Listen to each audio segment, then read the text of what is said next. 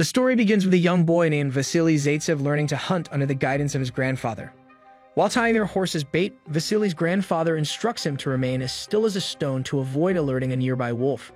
Suddenly, the wolf charges toward the horse, and a frightened Vasily is urged to pull the trigger. Despite his fear, he musters the courage to fire, unknowingly shaping his future with this pivotal moment. The narrative then shifts to 1942 during the height of World War II. The Nazis, having conquered much of Europe, are advancing toward Asia's oil-rich territories through the Soviet Union. However, their path is blocked by Stalingrad, a city fiercely defended by the Russian Red Army. As the battle intensifies, reinforcements are dispatched, including an adult Vasily, now an exceptional marksman. On board the train carrying the troops, Vasily witnesses civilians being displaced to accommodate more soldiers. After a brief journey, the soldiers arrive at Stalingrad and are ferried by boat to the front lines.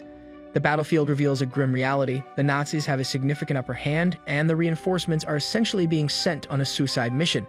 Panic ensues as some soldiers attempt to flee, but they are ruthlessly executed by their own comrades for desertion. Adding to the chaos, the Germans seize the opportunity to open fire, decimating the reinforcements before they even have a chance to engage. Upon reaching the dock, surviving soldiers are grouped into pairs, with only one receiving a rifle. Around him, the battlefield is littered with the bodies of fallen soldiers. A few desperate comrades attempt to retreat, but are again killed by their own side for desertion. Amidst the carnage, a car suddenly enters the scene, but is destroyed by a German tank. Commissioner Danilov of the Russian army escapes the wreckage and feigns death by hiding among the corpses. Holding his breath, he lies motionless as German soldiers execute the wounded to ensure none survive. After the Germans leave, Danilov retrieves a rifle from a nearby body, only to discover it lacks ammunition. Vasily, also playing dead, approaches and offers him bullets, suggesting he fired during an explosion to mask the sound and avoid detection. Danilov, unsure of his shooting ability, hands the rifle back to Vasily. As another car approaches and an explosion provides cover, Vasily demonstrates his extraordinary sniping skills, eliminating all enemy shooters. Danilov is astonished by his precision. Once rescued and brought to the headquarters, Danilov prints pamphlets to publicize Vasily's remarkable feat. The Red Army leadership, recognizing that morale and willingness to sacrifice are critically low among their troops, acknowledges the need for drastic measures to bolster their defenses. Chairman Nikita Khrushchev steps in, determined to rebuild the Soviet resistance against the advancing Nazi forces. Chairman Nikita Khrushchev demands fresh ideas from his subordinates to strengthen their defenses, but the responses lack originality. Frustrated, he listens as Commissioner Danilov proposes a different approach, to inspire hope by turning a soldier into a symbol of heroism who can rally the nation. Intrigued, Khrushchev challenges Danilov to deliver on this idea, prompting him to nominate Vasily for the role. With Khrushchev's approval, Danilov begins publicizing Vasily's exploits through the military newspaper. As Vasily's reputation grows, he becomes a celebrated figure and a key propaganda tool for the Soviet army. His exceptional skills as a sniper also begin to demoralize the German forces, prompting them to send Major Erwin Koenig, an elite sniper and head of Germany's sniper school, to eliminate Vasily. While on a mission, Vasily meets a boy named Saksha, an admirer who invites him home. At Saksha's house, Danilov delivers letters from Vasily's admirers, which Vasily feels obligated to answer. Later, Tanya, a soldier and family friend of Saksha's, arrives. Vasily remembers seeing her on the train to Stalingrad and is hopeful she remembers him as well. However, she only recognizes him as the famed war hero, much to his disappointment. During their conversation, both Danilov and Vasily develop feelings for Tanya. Danilov offers her a position at headquarters decoding German messages, knowing she's fluent in the language. Though hesitant, Tanya accepts, realizing she can save lives by contributing in this way. The next day, Vasily is sent to confront an enemy sniper at a former department store. Spotting his shadow by a window, he takes a shot, confident in his aim. Upon investigation with his comrade Ludmila, they discover it was a decoy meant to lure them in. Vasily notices a discarded cigarette butt and realizes the sniper is still nearby. Suddenly, planes bomb the area, causing Ludmila to panic and run.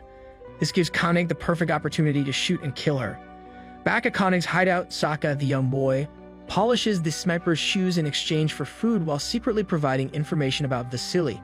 Learning of Koenig's mission, the Red Army assigns Kulikov, a former student of Koenig's, to assist Vasily. Together with another sniper, Volodya, they search for Koenig. Inside an abandoned building, they find a body staged as a sniper, confirming Koenig's nearby presence. Koenig opens fire, but the group narrowly escapes. Later, Volodya is captured and forced into a German uniform. Disguised as a repairman, he is sent back to Vasily's team. Recognizing the ruse, Kulikov shoots him to protect their position. In an attempt to expose Koenig, Kulikov raises a helmet as a decoy. However, Koenig anticipates the tactic and doesn't reveal his location. The team relocates, but Koenig ambushes and kills Kulikov, leaving Vasily further demoralized. Despite these losses, Khrushchev insists the sniper duel must continue. Meanwhile, Tanya requests to return to the militia. Vasily, struggling with guilt and doubt, attempts to convince her to stay only to learn her parents were executed by the Germans, fueling her desire to fight. Understanding her resolve, Vasily gifts her Kulikov's rifle, supporting her decision.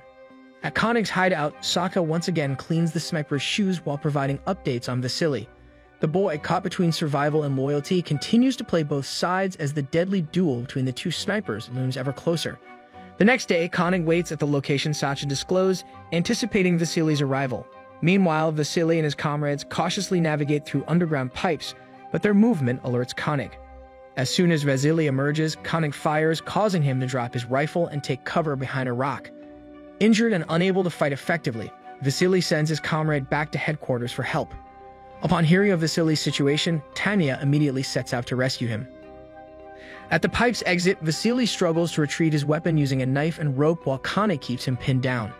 A sudden bombing shakes the area, shattering glass and exposing Vasily's position. Tanya arrives, but Vasily warns her to stay back. He signals Koenig's location by using the shattered glass and instructs Tanya to reflect light to blind the sniper. Seizing the brief opportunity, Vasily manages to wound Koenig's hand before they both retreat.